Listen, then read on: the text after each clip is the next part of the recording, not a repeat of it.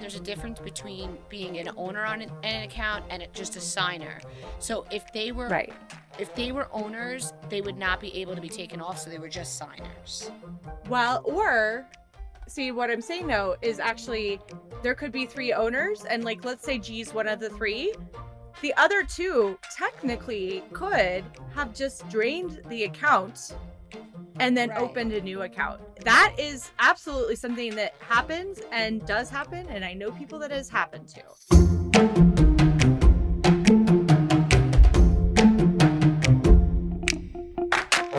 Welcome to Cocktails and Gossip, the podcast where we drink cocktails, but you better believe we're going to spill the tea. We chat reality TV, celebrity blinds, and the hottest tea from BravoandCocktails.com. And as always, it's all alleged and just for fun. We do not verify our blinds. I'm B. And I'm Amanda. Let's get into this week's tea. What's up, cocktailers? Hey, cocktailers. So I want to start out with something today a little off of our usual track, but it's something that we actually talked about a little bit on our cocktail party Zoom yesterday. So no, I'm not going to give you any of the exclusive tea that we talked about, but I am like obsessed with this new term that I learned from Urban Dictionary, and B, I think, is already like rolling her eyes at me, but I think it's so funny. So I wanted to share it with you guys. So, and if you are familiar with Urban Dictionary, you know it is the best dictionary, and that's all I'm going to say about that.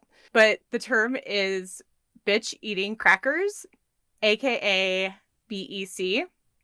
So according to Urban Dictionary, a BEC, or a bitch eating crackers, it's like that person where like everything this person does annoys you, even as something as simple as eating crackers. So like from the meme, like it's like the BEC is that person who you just like can't stand. So I thought it would be fun to bring up this and talk about who our Bravo BECs are. Like who on Bravo is just the bitch eating crackers that you're like so annoying. So I think that I want to take a moment to differentiate, okay? Okay. Because so Amanda just like sprung this on me, guys, like an hour ago. I did. And I was like, because we spoke about it last night at our cocktail party Zoom, which was so much fun.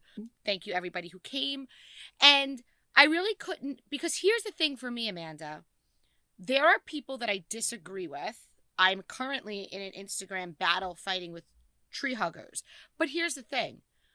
To me, your BEC is someone you instinctually don't like. I don't dislike Teresa. I think she's very funny, and there's things I really like about her. I don't agree with how she handles things. I really never have. I mean, from her marriage to her sister-in-law, it's just not how I operate. You know what I'm saying? Like, we're different people, but I would never have guessed that Teresa would be your BEC. It's different. And even it like is Jen not the Aiden, same. I'm not like her, but I don't dislike her. I like like when Jen Aiden scenes come on, I like watching them. I think it's interesting. I do too. So I completely agree with you that there is a difference. Yeah. But I have one. I have a BEC. Do you? Well, I do, and it's funny because mine was brought up last night, and this is a person who I never faltered on. I instinctually, from the moment they came on the television, I didn't like anything about them. I don't like how they are. I don't think they're interesting. It's Bronwyn. And I know she's not even that big of a Bravo person, and I think that this is why Bravo is so good, because even if you don't like agree with somebody, there's still something about them that makes them, like Danielle Cabral. I personally like her out of the gate, but even if you don't, you can't deny that she is going to be a freaking great housewife. She's got it all. Yeah. Where like Bronwyn just fell flat for me. She was a liar, a poser. I couldn't stand the sight of her. And so that would be my Bravo BEC, I think. Okay. So Shayna is mine. And like, I know I'm probably going to get a lot of flack. Sheena. It sounded like Sheena to me. You know me with names. I can't help it. I don't do it on purpose. I really don't, except for a little bit with Rochelle now, just because I find it funny. But I'm trying to be better about that. But I literally like the sound of her voice too, like the way she talks and like the way that she kind of stirs everything up. I love a housewife that stirs shit up. Like, I love a Tamra. I love, as you guys know, Teddy, because I think Teddy does a good job of it too. I can't like, I feel like Sheena would bug the crap out of me in real life. So, So like, you she's would my BEC. instinctually dislike her, which is different than disagreeing with somebody. Correct. Like, Right. literally, she could be juggling chainsaws or just juggling and doing something very impressive, and I would be like, ugh, so annoying. So I'm looking at what people sent because I want to see if I agree with any of them. Someone said all the Kardashians, and here's the thing. I think the Kardashians are bad people. Am I allowed to say that without like getting like sued? But I don't instinctually dislike them. As a matter of fact, they're okay to watch. Even though I know, I mean, the Balenciaga thing, I think that they're not nice people, but I don't instinctually dislike them. Hub House, again, I'm not her biggest fan, but don't instinctually dislike her. You, Amanda? She does not fit into the BEC mold for me. Somebody I don't wrote love that- like, I'm not loving her, but the babe thing would get into that territory for me. Yeah.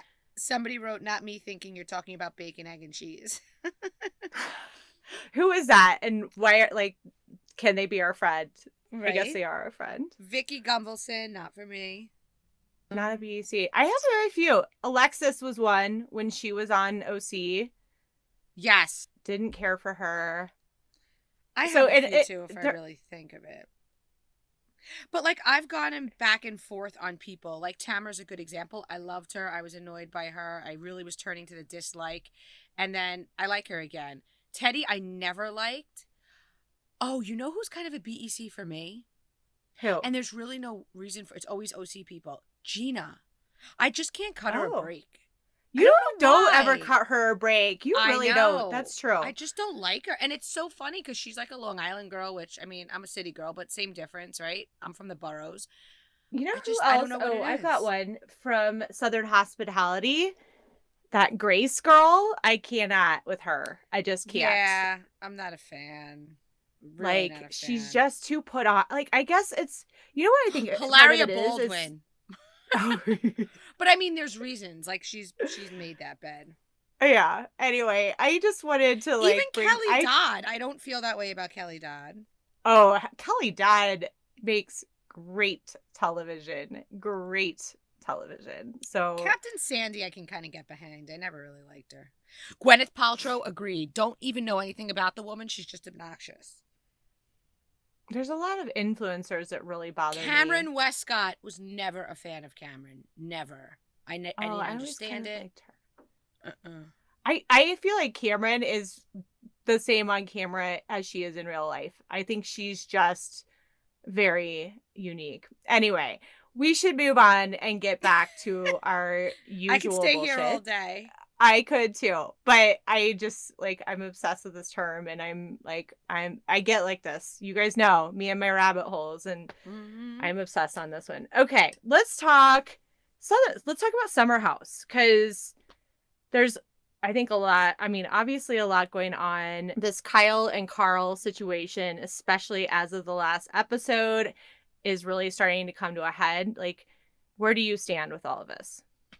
I really feel like I'm wondering whether you'll agree with me and whether the cocktailers will agree with me, because I kind of have a strong opinion and I don't necessarily think it's a popular one. I'm Team Kyle. I'm very much Team Kyle, and I'm not a Kyle stan, although I liked him so much on Winter House and Traitors that I think I kind of am going into this with a rosy view of him, so I'll be fair about that. But prior to me saying this, I do not believe he should have mentioned any drug use, that Carl was abusing cocaine. We all know it. Carl has actually said it, but it just wasn't appropriate. Yeah. I think his point was, and he should have said it, is he was trying to point out that he gave him a senior role in his upstart company when Carl was acting irresponsible and when he wasn't necessarily able to maintain employment, right? So he was pointing out that Yeah. he gave him many passes when another boss would have terminated him. And I mean, I think it's showing up relevant. to a meeting without your computer is pretty fireable offense, I would think. It's funny because Christy Teigen, who I know is another polarizing person, texted when Carl said, and he showed up coked out. She writes, and everyone expected something crazy to happen, and he just said without his laptop, like he showed up coked out and beat me up, or like, you know what I mean? Yeah. But that's, I mean, in the business world, if you're going on a like important sales call and you don't have your computer, like that is, I mean, I cannot, that would be absolutely shocking, I think, in a professional setting. So it is, it, for, I think a lot of people, it maybe doesn't sound like that crazy, but like, I never go I barely will even not bring my computer just for a fun lunch with my clients. Like it's a big So deal. often I text you and you will legitimately be like, I'm in CVS and I don't have my computer. And because I'm not a person who is in sales and works on a computer in that capacity, I'm always like, why the hell would she have her computer? I'm so much faster on my computer, and like I'm like Penny from Inspector Gadget. Like I always have my little laptop with me, almost always. So I think we can all anyway. agree the Coke part should have been left out, even though Carl was Yeah. open about it not just being booze. It wasn't necessary. With that I said, agree. I stand firmly that it is Kyle's company. Carl is an investor, but he employs Carl. He pays him to not only be in sales, but be the vice president of sales. It's Yeah. quite literally his job to go to these events. So, like, have a mature conversation about wanting to change your role, discuss compensation. But I want to be very clear about this because I'm seeing this and it's pissing me off. I like how I get so impassioned as if I'm involved at all. Carl brought this conversation to the camera. Kyle, even in the conversation, says, listen, you reached out and said that. I was waiting to hear back. Kyle did not bring this conversation up. Carl did. If I am your employee, Amanda, and I'm no longer satisfied, it's for me to come to you. Yeah. Okay? It Carl is. wanted on camera. Now, I'm not saying Kyle minded it being on camera. I'm going to go with they both wanted the storyline. So they're both willing to put their friendship on the line. Okay? This is reality television. These people are willing and able. I don't think their friendship, I think it's clear after this, is more important to either one of them than their reality career. So that's what it is. You don't think their friendship is more important, or you do think it's I more think important? if it was more important, the conversation wouldn't have been on camera. And that's on both of them. I'm not putting that on all on one. You know, but Carl's the one who had the issue, and he's the one who felt he wanted to change. So it's his job to initiate the conversation with his boss. And he did so on camera. He also, you know, Kyle, again, shouldn't have been belligerent at dinner, but he also filmed a whole scene with Danielle and Lindsay, point blank, I didn't feel valued. Kyle underpays me. I mean, so he brought it on the television. And you can't be mad now when Kyle reacts on camera. I think Kyle certainly regrets saying that, I'm sure, about the cocaine. Yeah. I have a lot of thoughts. Just having been an employer, like one of my first thoughts is like, how from an HR angle, like, does this all work? Because like in a normal situation, you cannot talk about somebody's drug use or even their just like job performance publicly, right? If in a boss and employee situation. So then, of course, I'm thinking, I'm like, how does that work? Well, I'm guessing that the summer house contract takes precedence over the employment situation. Yeah. Because otherwise, because that's Kyle's going to find himself in a lot of HR trouble. And, you know, the whole time I was watching the show this week, I just kept thinking, there's so much at stake from this conversation and from the way they're both acting, right? Because it's I would argue both of their reality TV futures are at stake, as well as a very legitimate, very successful new beverage company. And I think the other thing too, like from a business owner standpoint, while all of this is getting a lot of attention, like I'm surprised that they let it go this far on camera, because there's a certain amount of professionalism that they need to have as they're working to get new distributors and do all of that. So I think taking away some of the like who's right and who's wrong, like it just surprised me that they literally let it go this far because there is so much at stake. And I feel like, honestly, it makes them both look kind of bad. If I had to pick somebody, I would pick Kyle because I agree with you. Like, Carl was given many an opportunity to bring up, like, hey, I'm no longer comfortable during the events. Can we restructure? You can't quiet quit, quote unquote, right? Quiet quitting is a thing now. You can't quiet quit a job like that when you are, as he even said, the face of the company. And it just is making the whole team, I think, look bad. And especially that specific position, because it is a fan customer facing position. You were going to these events, you're smiling, you're posting it on Instagram, and I have to say, like, I know firsthand, I have worked with alcohol brands in the past, like, so much of what you are selling, it's not the liquid that is inside the container. It's the fun, it's the party, it's the experience, right? So I understand that it's going to be a little awkward if you don't drink. I don't know. I think Carl could have said, like, hey, I still want to be like head of sales, but I want to take more of a role where I'm selling to distributors, I'm selling to on-premise accounts, restaurants, venues, things like that.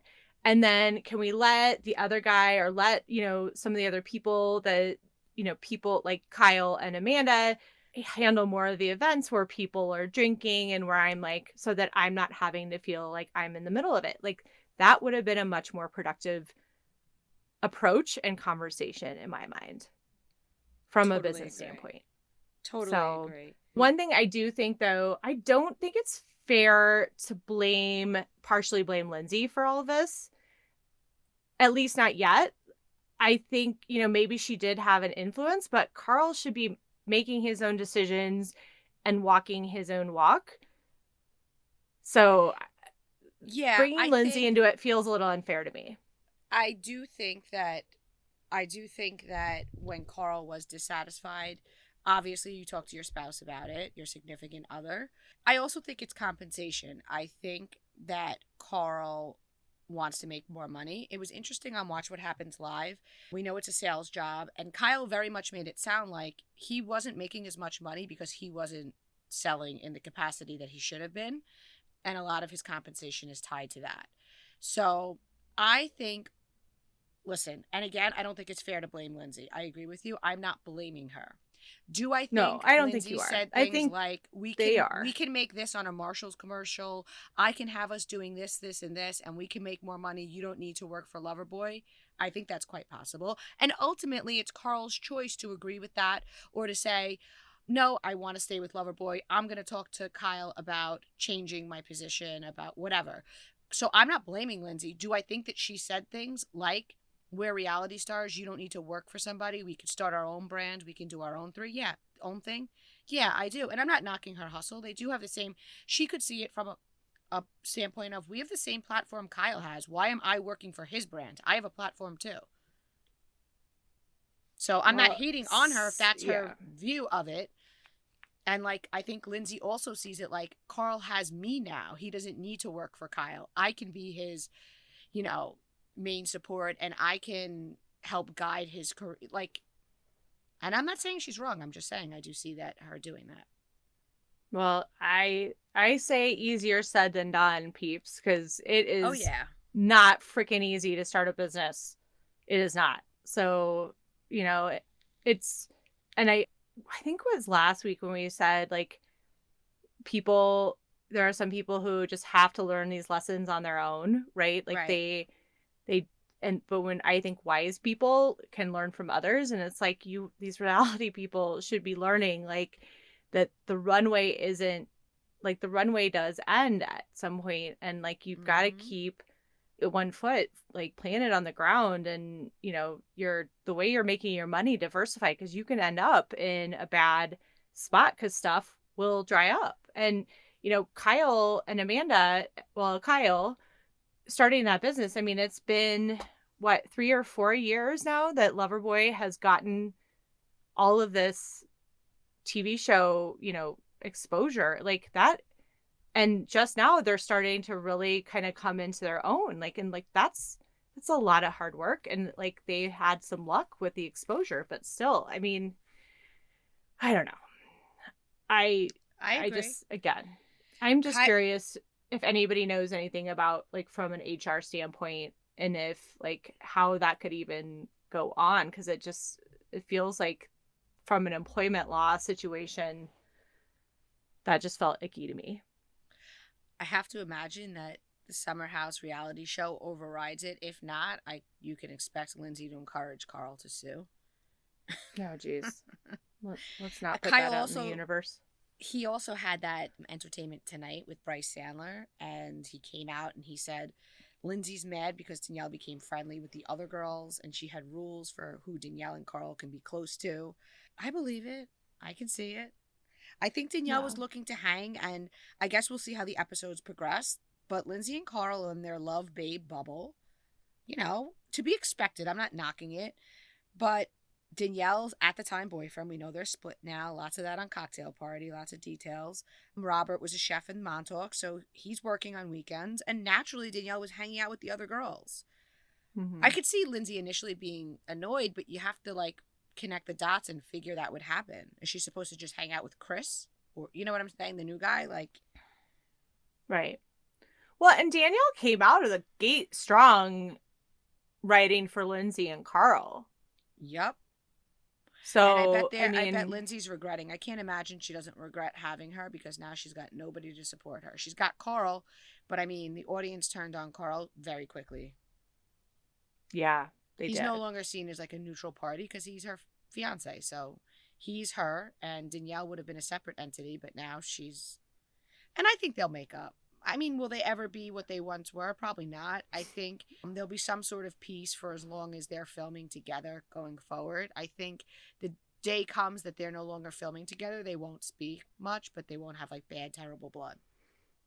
So 2 episodes in, do we think Lindsay and Carl will get, and this is knowing what we know, 2 episodes in, do we think Lindsay and Carl will have a space on Summer House or reality TV moving forward after this season? I mean, you never know. Reality TV, sure. I could see something happening. I don't know what Summer House is going to look like for any of these people that are in relationships. Yeah. But they can't seem to find a decent guy in Manhattan, so I don't know. Maybe they'll all be back again. They find plenty of dynamic women, but it's I've heard that's a problem, though. I've heard that's it is. I've heard it as a woman, it sucks to date in Manhattan.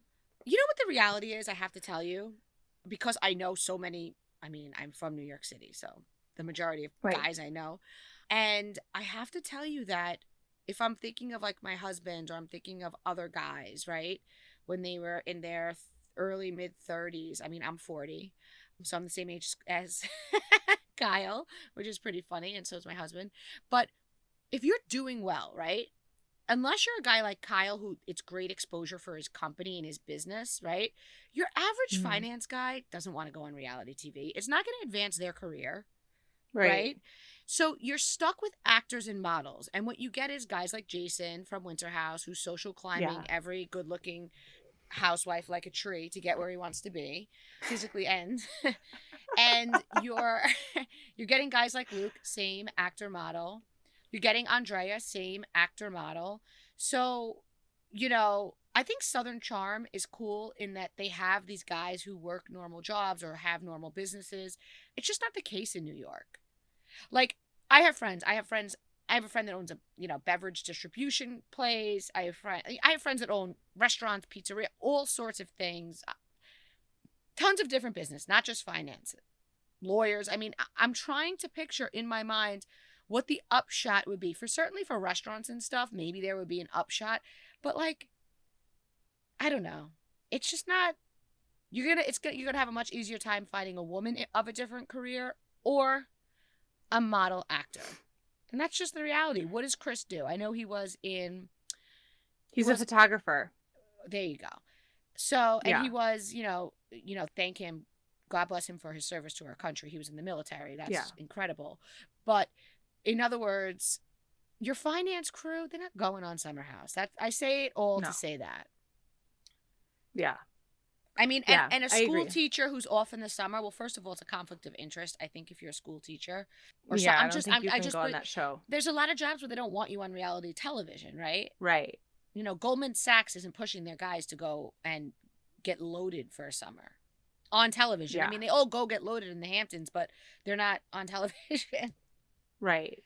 Well, and So, like Ciara, right? Ciara like stopped her nursing gig so that right. she could go on the show, which understood, right? Because she, especially when she started, it was COVID, post COVID, you know, she couldn't be in these party environments and work at a hospital. Totally Right. understand. But you're right. It's a very specific, there's You a need, narrower group. hey, and this is, listen, no offense to my men out there, but it also speaks to there being a larger pool of young female entrepreneurs than young male entrepreneurs, right? Because why aren't there more guys like Kyle in Manhattan willing to go Well, on? I was just going to ask you that. Is Manhattan, it's just like finance guys and then No, actors it's and all models? types of guys, but I don't know. I mean, it's also a specific business, right? Because if I own a restaurant, I can't leave a weekend every weekend. Yeah. So Well, I think yeah, too, I don't know, though. but I think that there are obviously there's a larger woman pool of. Listen, guys, let's Yeah. hash this out. Let's think about this. I want to know. You know, maybe I should start trying to cast for Summer House. You should. I'm gonna I go swear to into the God. city. I'm gonna do an open casting call, and I'm gonna see what comes to me. Wait, I probably get Well, 'cause sued if I lie about casting Summer House. thinking about it, I'll make though, it another too, like- show. I'll make it another Hamptons party show, and I need Perfect. young male entrepreneurs. I love it. Let's do it. I don't know. Like, I was thinking about it too, because like Kyle and Carl, both when they started Summer House, like they started it, right? So I don't think it was as much of a thing as like now. It's like you kind of know what you're getting into if you're True. going to be new on that show. And I think that Kyle and Carl absolutely didn't because they started the show. So Right. anyway, let's go a little off Bravo top again, because I think there's something that I think the cocktailers will all be really interested about, because we got a ton of stuff on it on the site. So you guys know who Brooklyn Beckham is. He is the son of Victoria and David Beckham. So Brooklyn, I don't remember how old he is. He's young, like 20, probably 25. Don't quote me on that, but he's on the young side. He got married to a woman named Nicola Peltz last April. So Nicola is an actress and Nepo baby, essentially. Both of them are, right? Daughter of a billionaire. So we got a lot of blind emails before the wedding, around the wedding, post wedding, about Nicola and Victoria Beckham hating each other, which, you know, as you and I have found, often when there's smoke, meaning a lot of emails, like there's generally something to it. There's a little fire, and the volume and then the fact that we were kind of hearing the same thing and different themes told us that there was something going on. But there Yeah, wasn't a for lot sure. of press about it. Even social Yeah. media posts kind of indicated that. She wouldn't tag her, she would only tag him, that kind of stuff. Right. And then like are you thinking of the birthday party or the birthday cake one? I feel like there was a birthday cake and she was like, it was a great family birthday, and didn't tag Nicola after the wedding. They were Right. definitely married at that point. So yeah, but there wasn't a lot of news about it. So who knows if they were just like trying to keep it quiet or the press just didn't know much. But this week, Page Six just put out an article, and a lot of other newspapers and publications have as well. But Page Six is the one that I happened to read, so I want to credit them with the news. So they said that there is a lawsuit filed by the wedding planners. And inside this lawsuit, it gives details about the wedding and the wedding planning process that was essentially a huge mess. Apparently, Nicola's dad, the billionaire, almost called it off, calling it a quote unquote shit show. So a couple of the things to know. So it turns out Nicola's dad actually sued these wedding planners first. So the lawsuit article is actually about the planners did a countersuit. So we've talked about this, right? Where you can, one party sues another, but then the other party can do a countersuit. So they both can have claims and they'll both, if it goes to trial, take them, assuming all the claims don't get thrown out, right? So Right. the dad filed the suit against the wedding planners because they ended up firing these wedding planners and they had paid them like $150,000 deposit, which was half of their fee. He was suing them to get it back. So a couple of the things that have come out now from this countersuit. So in the countersuit, they mentioned that Nicola spent over $100,000 plus travel expenses. So this is probably not like staying in a Motel 6. I'm guessing Four Seasons, first class, for Nicola's hair and makeup team for the wedding. Wow. Apparently, Wait, $100,000 for them plus to travel. travel and lodge? No. $100,000 for their fee. Travel expenses were on top of that. Okay. And this is just for hair and makeup. So I'm Just the the hair hair and girl, makeup. you're the makeup girl. She is spending $100,000 plus our travel and lodging. Yes, and we're staying at Gotcha. the Four Seasons and we're flying first class, I'm sure. On a private jet. We don't know that. But yes, I mean, I'm assuming. So I guess Where her applicable, mom... I would like you to always include a PJ. Okay? Thank you. Done. Agreed. We definitely agree on that one. Have you ever flown on a private jet? Absolutely not. Where the hell would I be going? I know. I have not. I either. almost took one of those little rinky dink things to the Hamptons once, which is like not that expensive. It's like $700, but I was just like, no. It's definitely a goal for me. I would love to. Not. I would never walk my own it's or gonna anything, but I would happen. like to fly on one. Obviously, we're both going to be on a PJ together sometime soon. Even if we have to go Definitely. with Erica Crook Jane. If anybody wants two girls who like to drink Prosecco and spill tea, we will be gladly joining you on your trip on a PJ, people. Yeah. But like not in a gross escorty way. More of a like, we're fun. And so Yes. we would be fun. Are we aging out Just of to clarify. escorting? I feel like we've aged out of being escorts.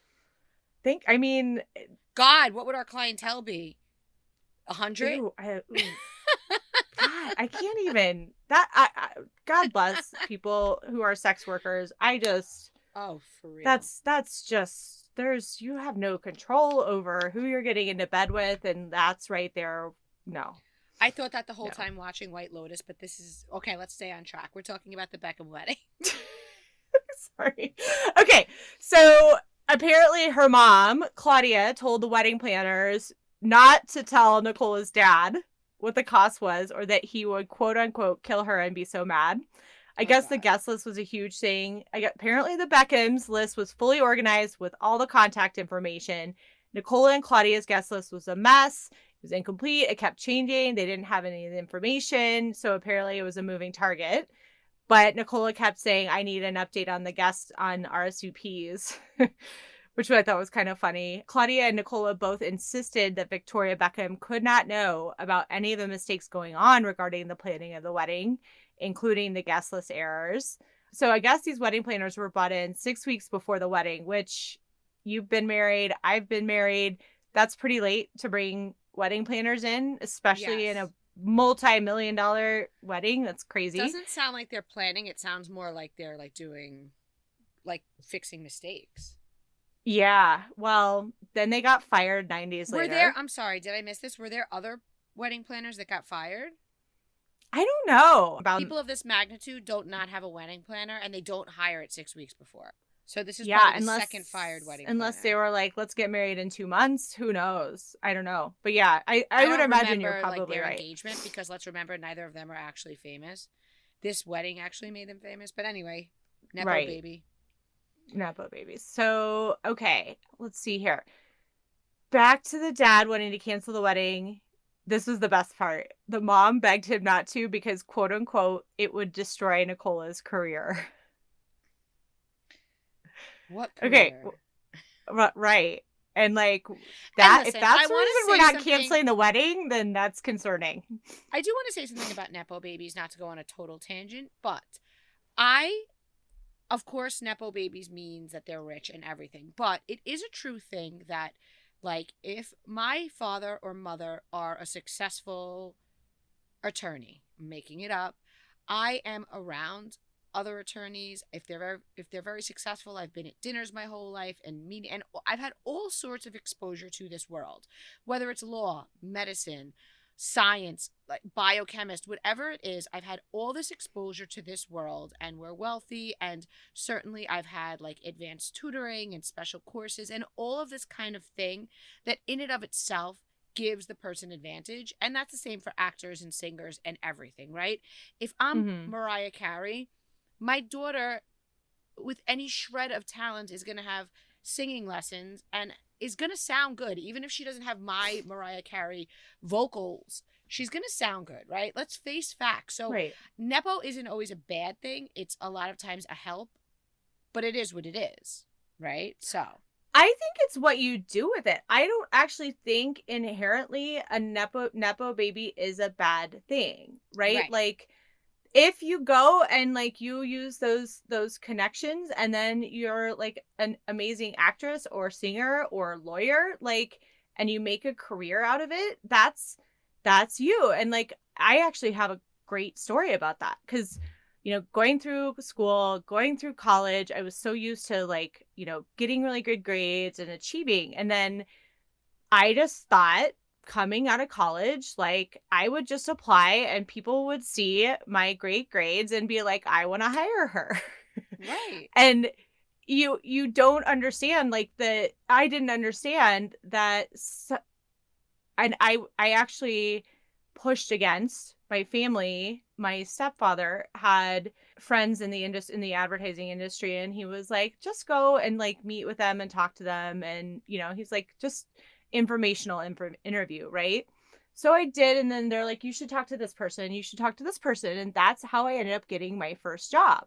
Right. I was very resistant to it at first, and then of course I've made a huge career out of it and done fine, but like, getting that first foot in that first door is what opened the door for me to have the career. So, and any parent, so long as my child is working hard and achieving and doing the right thing, if I know the admissions director at the medical school, I'm not going to not call them, because you know what? It isn't that I'm having them accept somebody who isn't qualified, but if you have an edge and the person is qualified and it's your child or your niece or your best friend's child, why wouldn't you help? Right. You know what I'm saying? I think like, it's more the entitlement thing that people have an issue it's like with, Brooklyn right? Beckham Which is does like all this cooking stuff, and he never went to culinary school. So that to me, exactly, yes, yeah, like listen, if Brooklyn Beckham had obviously the platform he has from both of his successful parents, and he went to culinary school and he opened a restaurant and it got written up and it got all these accolades. Yes, a lot of those write-ups would be because he whatever, but at least he put the work in and he went to culinary school. Him flipping tacos in his kitchen doesn't impress me, because you didn't even go to culinary school, and there's so many young talented chefs. So right. And that's exactly what I mean. It's the entitlement piece that's the kind of, it's the entitled Nepo baby that I think that's the brand of Nepo baby. I'm like, I don't think anybody really has respect for it, but I do think there's two like very, very distinct paths, and like taking the connections and running with it and using it and working hard. There is nothing wrong with that. Anyway, do we want to read any of and go back to any of the emails that we got from, you know what? I just followers? Reposted them. But essentially... So go back and look on the site, guys. Yeah. I just reposted them. The day this drops, I'll post it again. It's Spicy Wedding. It's Business in Debt. It's Social Climber. It sounds like both sides have people putting stuff out. What I want to say about it is Brooklyn and Nicola, however I say it, they do look very happy. Like, leave them alone. Yeah. I mean, like, let him cook her tacos in peace. Right. Absolutely. Without his culinary degree. Okay, Jersey. Let's the elephant in the room. Let's talk about it. Well, first I would like to focus on the nice things. I loved learning more about Danielle. I think she's refreshing. It's all new. She's got a lot to give. Cute young family, small business owner. Both her and her husband own their own businesses. Of course, we're here for the family drama, which is sad. I thought her conversation with Melissa was great. You could see it's a very upsetting situation. It also shows why she might be more understanding towards Teresa, because in her family dynamic, she's the sister, not the sister-in-law. I know we'll end up hearing more, although allegedly what I'm hearing, and I'm going to determine how much I'm going to flesh out about this. Her brother is the complete opposite of wanting fame. He's not going to be popping on the show. Like, he doesn't want the attention at all. Yeah. And she very much, we all know, she said it, we've seen it, she wanted to be on a show. So that was like part of their situation. Yeah. I mean, hopefully off camera, it sounds like he would prefer, like, I hope they can work it out. It was really sad to me, like, to see the dad crying on camera about it. And to know that she has 2 young kids, and I believe he has a child now as well, or is having one. It'd be nice to see them off camera, make peace, coexist, have the cousins have a relationship.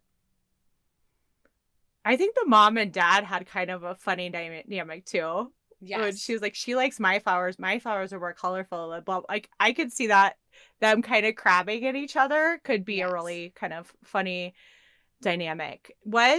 So let's talk about something else that I kind of got a kick out of when Jen and Bill sit down and Bill answers Jen when she's like, I mean, she said that I just don't have insight. Like, what do you think? And Bill answers honestly. So as I'm watching, I'm like, okay. I mean, I totally think Jen is wrong in this situation. But I think there's a way to still have my back and still be like, you're wrong, versus like he was just generally kind of honest. I mean, I don't know. First of all, I think Bill's a very reasonable man. Aside from his infidelity, I've always found him to be a class act. He doesn't just nod and agree with Jen, which, by the way, imagine she was married to someone who did. She'd be out of control. Like, even when he's checking her, she's still so stubborn and stuck in her way of thinking about something. So, I don't know. I like that she's hearing the other side, because I think that keeps her kind of calm. You know what I'm saying? If she went home to somebody who was like, you're right, da da da da, she would be so impassioned and empowered, not impassioned, well, impassioned too, but empowered. Right. And when you're wrong, or when you're not looking at all sides of it, because I think what Bill was saying to her is, you're not wrong for feeling this way, but you have to also take into consideration your role in it. And you did say things back, and you did do things back. So it's not like you were a victim sitting in a corner. You played a part. Like, acknowledge it. Yes, you're right to be upset with the person, but you didn't sit around and take it. So. Right. And he didn't spin her up like somebody else we both know. The Flames. Exactly. Which is, I mean, we're all seeing this, right? Like, Louis is completely spinning Teresa up.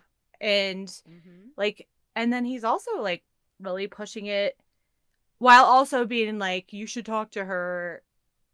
I don't understand where Louis is coming from, honestly.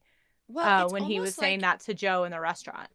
It's almost like he made a very calculated decision to be reasonable with everybody else, Margaret, and where everyone else is concerned, forgive and move forward. But where Joe is concerned, although we saw him at the restaurant telling Joe should try to make peace, we see him at home basically saying to Teresa, your brother has treated you poorly. He's always treated you poorly. You should have nothing more to do with him or Melissa. Now, Joe's emotional reaction and the screaming and the name calling, really, he's got to get a handle on it, because you miss the message. You miss the hurt. You miss all of it. And I don't like I don't like the way he reacted. I don't like, calling Louis garbage. And you're missing the point. And if this is somebody you want to try to make amends with, right? But let's remember that Teresa's originally mad because they didn't stick up for Louis last year when they were filming. Last year, Louis had some seriously bad allegations all over social media that the cast was talking about. And Melissa and Joe did not give it any light. They did not speak to it. I thought they were very welcoming to him. Even Louis said on Watch What Happens Live, they were fine with him. The worst thing is that Melissa didn't stop being friends with Margaret. But Teresa didn't stop being friends with Jen when Jen was being awful to Melissa. So aren't they even? And Teresa's so furious that they didn't defend him. I mean, hello? I don't know. I think that it doesn't really make sense to me. It just doesn't. I definitely feel like Melissa's getting held to a different standard, and that Teresa is like, know your role. And yes, like that's what her frustration's coming from, and that she's pissed that Melissa and now Joe aren't just falling into line and, taking the queen's rulings. They kept quiet on a lot of things. When they first came on the scene, there were all the Juicy Joe cheating rumors. Whether they were true or not, neither of them ever spoke about it, okay? Yeah. They could have. You don't think that was one of the reasons Gorga and Juicy didn't get along to begin with? Now, after his sister was sent to prison, did Joe Gorga say some unflattering things about Juicy? Yes. Yeah. But let's also remember that Juicy, when he got out of jail, was going to every tabloid for clickbait saying terrible things about Gorga and, the Gorgas, Melissa and Joe. So I don't really blame Joe. Like, Joe Gorga is held to a higher standards by everybody than their father. Like, the girls expect Joe Gorga to just look past it and not mention it, but their father's talking bad about their uncle. So, I mean, I understand it's their father, but your uncle, is just going to sit there and allow this man to talk to tabloids and not have a reaction? But there's another thing. The other thing is, I get why Melissa's over it, okay? Even when Teresa, Louis, and the girls are talking, every time, every one of them has said, you only have one family member. Years of saying this and not realizing that every time they do, they're proving the point that even after 20 years, Teresa has never accepted Melissa as family. And to me, when I hear that, it's even more hurtful. Like, she doesn't acknowledge her niece and her nephews. She keeps saying, I have one family member. Okay, what about Melissa? What about the boys? What about your niece? And we can't act like these are all, discrete, separate events. If someone ignored me and didn't welcome me for 20 years, you better believe I wouldn't be opening myself up to more of that. I mean, Gia talks about Joe Gorga bashing her dad and her mom. She's upset for her and her sisters. But I don't ever see anyone consider the Gorga kids. Their parents are being spoken about poorly. Also, I liked when they were having the conversation, they removed the Gorga kids from that. They don't have them speak about it, at least not on camera. Yeah. I mean, I was really kind of grossed out about the kids, not the Gorga kids, sorry, about Gia and Gabriella coming on. It's kids. Well, what people say is it's okay they came on because the Gorgas mentioned them on the podcast. I still don't think that Teresa should be putting her kids in that situation. I don't think that's the same thing, though. I don't know. I think bringing the kids into it grossed me out. Kids have a very, very narrow viewpoint of life, right? And maybe Gia knows more, because I'm guessing maybe Gia has seen more of the show. I don't know. But, just the kids are supposed to, the other thing that's weird to me is, there's this now spoken rule. It's you keep the kids out of it. You keep the kids out of the drama. And it's Teresa just dragged them straight into the middle of it. And I'm why are you exposing your children this way? It just grosses me out. Yes. She can no longer say, keep the kids out of it, right? I totally agree. And one final point on it's her wedding and whatever, okay. And then she's saying she wants to keep the peace. There's nothing that she wants more than to have a relationship with her brother. If my sister-in-law invited legitimate strangers like Chanel Ion, who she met a couple days before, happened to be in town, and invited them to the wedding, but not my husband's mother or father, that would be an issue for me. And I don't think I don't think this is unique to the Italian culture. I think many families operate this way. And regardless of anything that has transpired, Melissa's mother has been in their lives for over 20 years. There is zero excuse for her not to be at a 200-person wedding. Yeah. I don't know.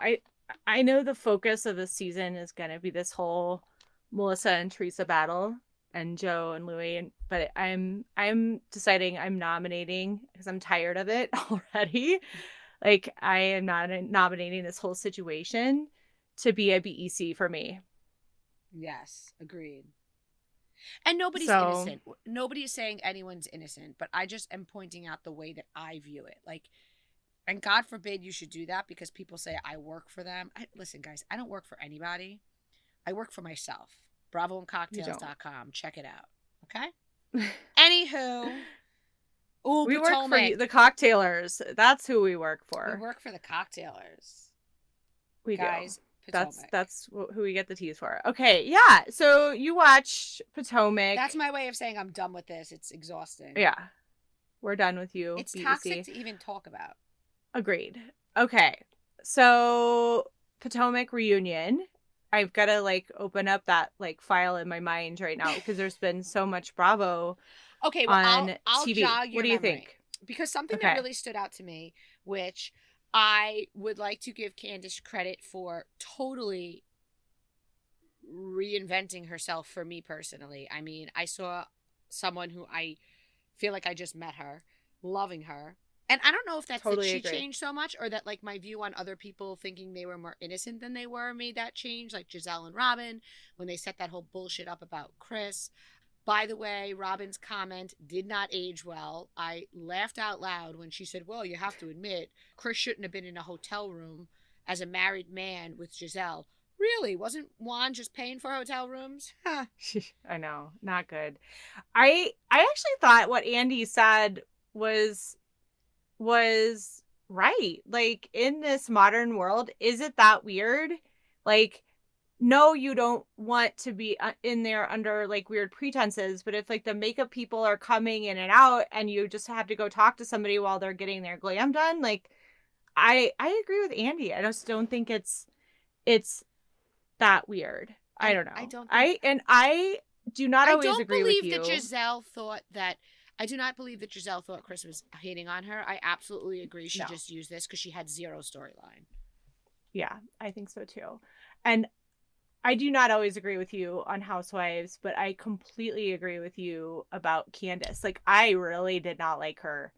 I was very much team Monique before. Me too. I thought she was, I do think though, I think Candace has grown up. Because they showed that scene, right, of her having the butter knife and like freaking out at her house at Ashley.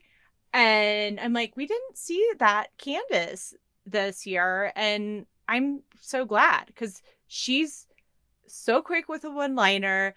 She is adorable. I mean, she's like I love her new single. I think it's a really good song. Like, love it. And she has definitely, I think, had a great metamorphosis, and I'm definitely here for it. So I do think whether or not it's that she's changed or we're just seeing a better edit, I don't know. We didn't see the butter knife, freaking out, and that helped me like her a lot more. I don't know. I also loved her point to Ashley because if we remember seasons back when her mom, Dorothy, helped her purchase a house, Ashley was so rough on her, as were the other housewives. So when Candace points out that, you all gave me heat, especially you, Ashley, for having generational wealth and for having my family able to help me start my life with a good education. I believe she went to Howard and with a nice home. And here you are unable to purchase the home you're in without a man. Like, you make fun of me for relying on my parents and you're relying on a man. And more to that point, she said to her, don't you expect your children, the two boys you mothered with their father being Michael Darby, don't you expect Michael Darby to support his children in the way my parents supported me with their generational wealth? And Ashley said, absolutely. By the time my boys are 30, they'll both have homes with their names on them. So it's like, it was just really a great point to like point out that like you were so hard on me, but don't you want the same for your sons? And of course you do, right? So Yeah. I loved it. The Mia. We got to touch on the Mia situation. Oh, you want to read that I email? texted you about that. Yes, because I actually have a perspective on this. So there was that whole conversation of where Mia was trying to explain what has happened, and then the other women were talking over her and kind of laughing at her. Wendy But was great I was in actually that when she was just laughing like it was great. It was, but I actually so well let's talk about it. But I got to go with Mia on this one because I have an understanding of how business ownerships work when you have multiple parties. So we'll talk about that in a second. Well, let me give So you this perspective, and then I want to see if you, because you did mention that to me. So we got this thing that Yes. said Mia was never the owner, neither was G. It was G's brother's company. G invested. Mia worked for the company, which she did say she drew a salary. Money apparently went missing, and Mia is no longer employed by G's brother. She was not charged with theft, so it's unclear if it was a coincidence or she's no longer working there and it just coincided with the missing funds. Now, what a follower said to me is, what if G's brother hired a forensic accountant and they need proof before they charge her? They said that, you know, a forensic accountant isn't cheap and it takes time, so it wouldn't surprise me if he took time to shop around and like they're digging into everything before they go to the courts.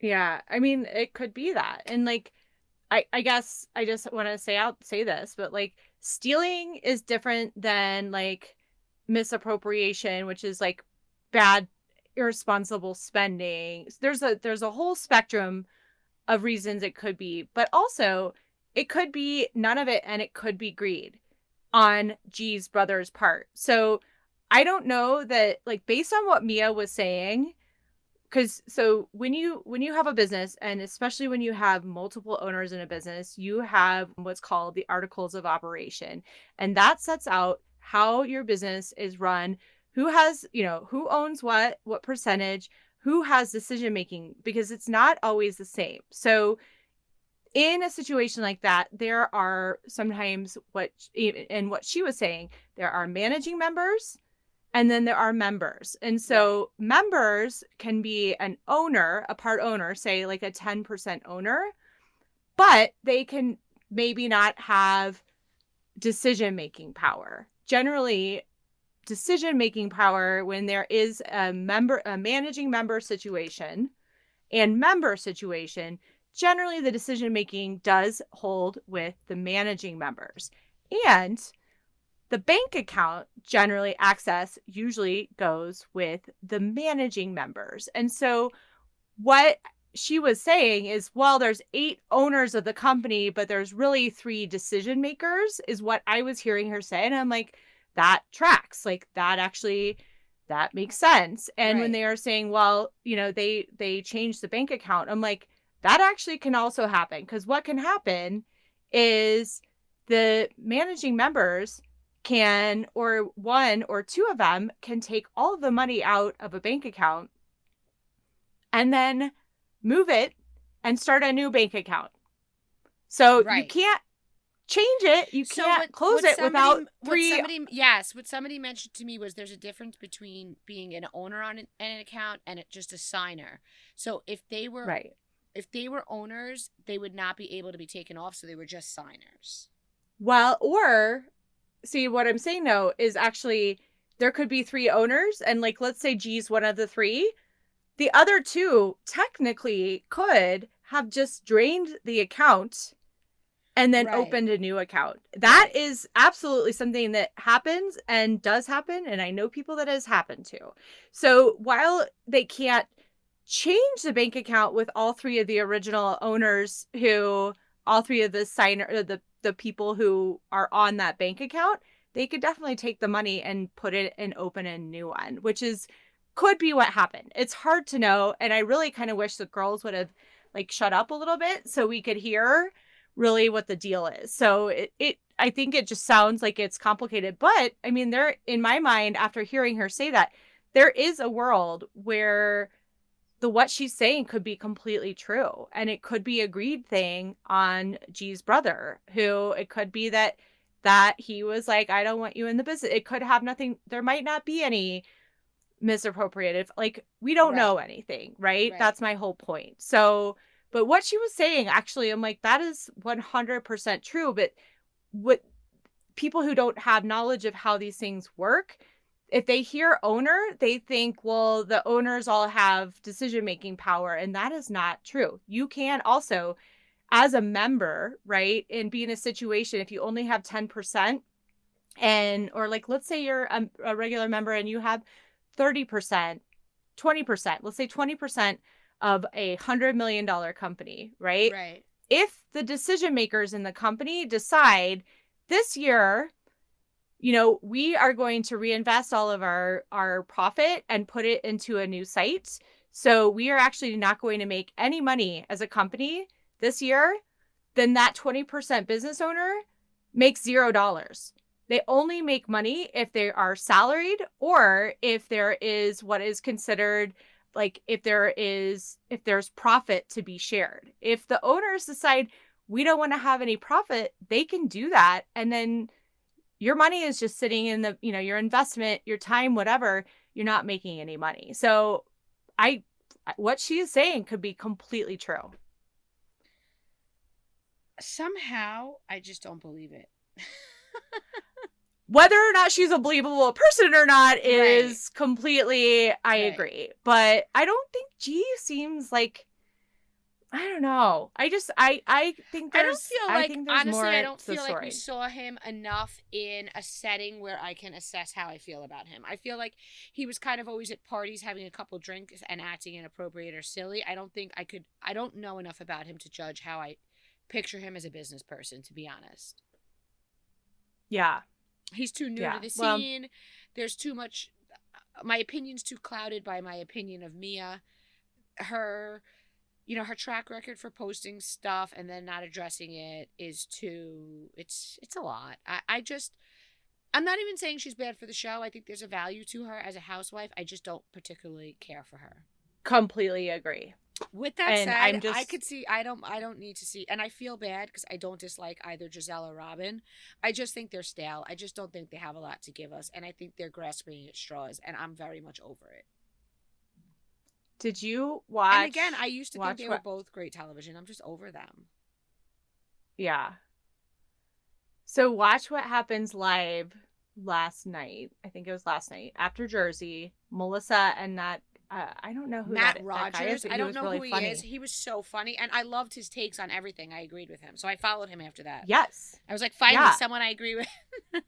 Yeah, and like he's like very good looking. Like he would, and I think he even said it. I would love to be a talk show host. I'm like, he would be perfect at that. Yeah, but he, you know, is not afraid to be a little bit shady.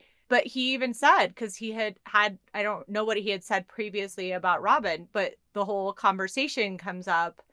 And they talk about, and then what does he say? Who was like, I just feel terrible for the people who are thoughts have and put prayers money to into the that Patreon thoughts subscribers. Yeah, and then like, Eminem that was hilarious. suing them is funny. That should give them some storyline. I don't know. I don't see a world where they're both back full time. I just don't see it. But Andy gave a lot away just by the looks on his face and his reactions. Like, you can tell that whole situation has really pissed Andy off. Rightfully so. And I mean, think about the reunion. That's where it starts, right? Like, it starts about Robin and the affair and not talking about it on the season and then sharing it on the Patreon. Like, Bravo's clearly pissed about it too. As they should be. Yeah. I'm sorry. I'm not giving them any grace with this. They're wrong. They're wrong because they set up another guy who wasn't doing anything wrong, and they know it. Yeah. Yeah. And I agree. Their hands are dirty on that. All right, cocktailers. As always, thank you for tuning in. Till next time.